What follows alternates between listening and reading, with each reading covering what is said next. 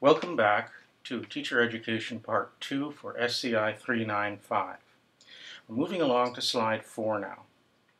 It's pretty simple. A practical tip for teacher education, or any other profession for that matter, is that if it isn't certified, it didn't happen. It doesn't matter how qualified you are, unless you can prove it by some certifying agency. It won't be accepted, and someone else will get the job or promotion. I taught myself a lot about computers, but until I took my master's degree, I had no proof that I knew anything and couldn't teach computer science, etc. Whatever courses you have to take to be on the approved list for college or teachers or certifying body for other provinces, etc., you have to take them. Otherwise, they are simply valueless as teaching credentials. So you need to have the officially certified programs. All right, moving along to slide 5. And it's being a little cranky. There we go. Slide 5 contains 2 quotes from the Colleges of Teachers about the minimum requirements for teacher education programs. I won't read it here, so pause the video for a minute and actually take the time to read it. After you've started again, I will make a couple of comments about it. Okay, so take some time to read it now. Okay, we'll resume because I'm assuming you hit the pause button. At present, it says you must complete a 1-year program and it gives requirements, etc. That's at present. There is a movement to make basic teacher education a 2-year program, but I don't know the status of that. When you go to apply, don't just assume that it's still a 1-year program. Check with the College of Teachers, as this has financial implications that you might need to consider. Okay, we're moving on to slide 6. For the next little while, we will consider OISE's program as an example of what many teacher education programs are like. Since they all have to meet the expectations of the College of Teachers, they are all quite similar, at least in Ontario. In the US, they can be quite different. As you can see, OISE's program consists of 7 areas. Again, pause the video and read them before moving over to slide 7.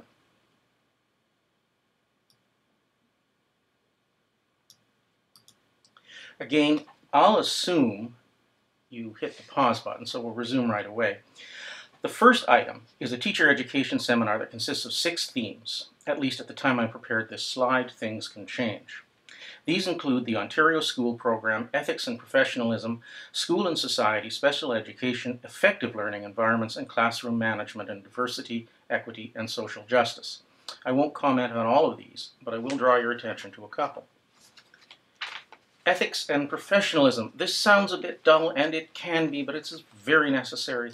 Education in Ontario is governed by the Education Act, a legal document, and among other things, it lays out certain ethical and professional requirements for teacher conduct. Failure to understand and follow these can result in dismissal, disqualification, and possible lawsuits. It's not enough just to use common sense, since good sense has never been common. You need to know your responsibilities and what they are as regards to ethics and professionalism. School and society. Schools used to be institutions that were pretty much hermetically sealed against outside influences. Parents didn't criticize schools much, and generally supported what they did. Those days are long gone, and now schools function with parent councils. There are experiential education, otherwise known as co-op courses that involve local businesses, local experts who will come into your classroom, and so forth. Again, you need to know about this to be an effective teacher, and that's why it's included. Special education. When I was a young father with young children in school, many teachers still did not believe that learning disabilities existed, and were apt to attribute a child's problems to other causes. When I tried to explain to one teacher that my son was hyperactive, she said, "What else can you expect from a daycare child?" This was a not-so-subtle dig at my wife, who worked outside the home. Obviously, she was the cause of any problems my son might have.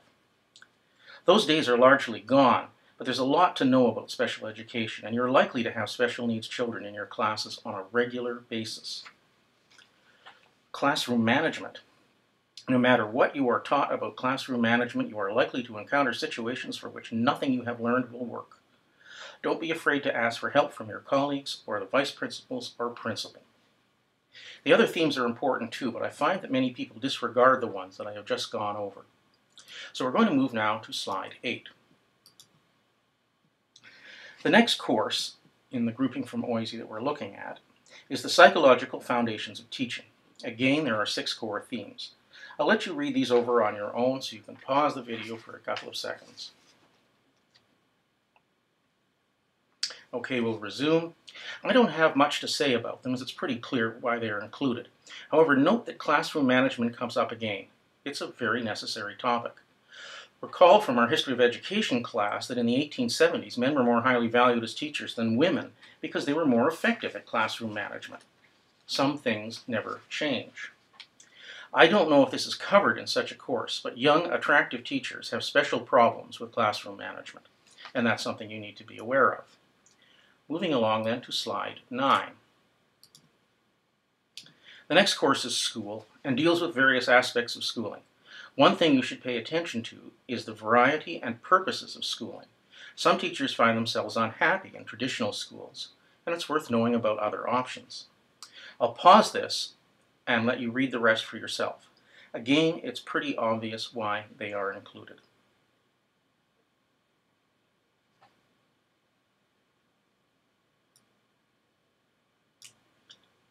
Moving along to slide 10, Curriculum and Instruction.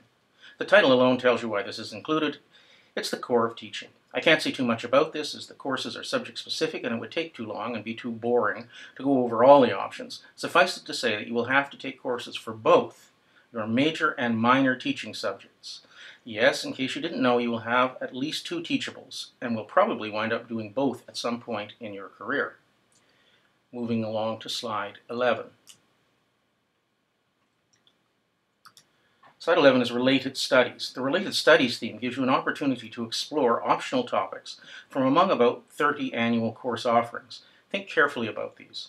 Some will relate to the AQ and ABQ courses you might consider, and some might deal with career options you could explore and so forth. This is a chance to explore your own interests, so make good use of it. And we're going to break here and end this video and resume again with part 3.